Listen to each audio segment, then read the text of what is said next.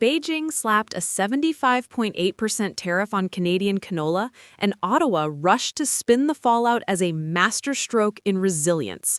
Quote, "We're building a shield," Prime Minister Mark Carney declared, showering farmers with subsidies and promising biofuel miracles. Sounds heroic, until you look at the fields and the markets. Because here's the inconvenient truth. China has already moved on. Long-term contracts with Australia, Argentina, even New Zealand are signed. The narrative of Beijing stranded without Canada's golden seed? A fairy tale told in Ottawa press rooms, not in Shanghai boardrooms. Farmers in Saskatchewan know it. "We're hopeful," the premier muttered in Beijing, sounding less like a power broker and more like a man begging for mercy. Netizens weren't buying it either. "Don't cheat yourself. Sask Premier now cry. China and farmers are crying on the farm. China already signed long-term contracts with Australia." So who's winning? Let's follow the money.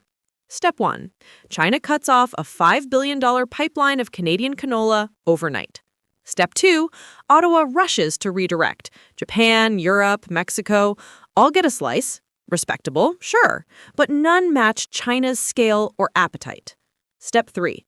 To fill the hole at home, Carney dangles $370 million for biofuel, promising canola-powered trucks and renewable diesel.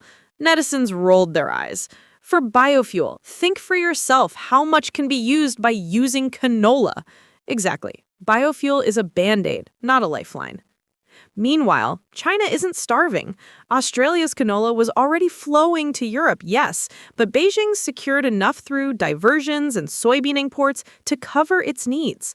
Higher costs? Maybe, but for a country wielding trillion-dollar reserves, paying a bit extra is leverage well spent. The irony?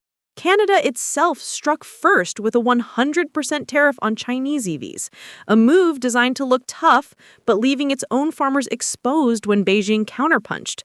Public fury boiled over.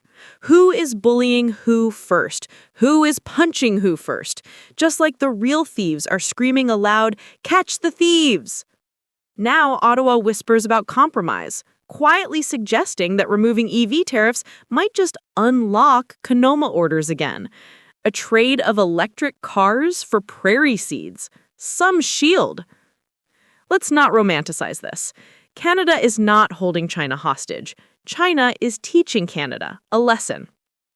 Carney wants Canadians to believe this is a battle of equals, that his shield is turning tariffs into triumph. But beneath the speeches, it looks more like panic dressed as policy.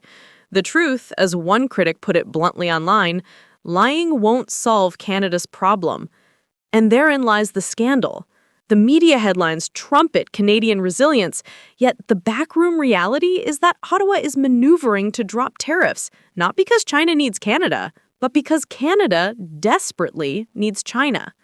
The prairies don't run on spin. They run on sales. And right now, those sales are marching not to Beijing, but to Beijing's new friends in Canberra and Buenos Aires. In this trade war, Canada isn't building a shield, it's patching holes in a sinking ship.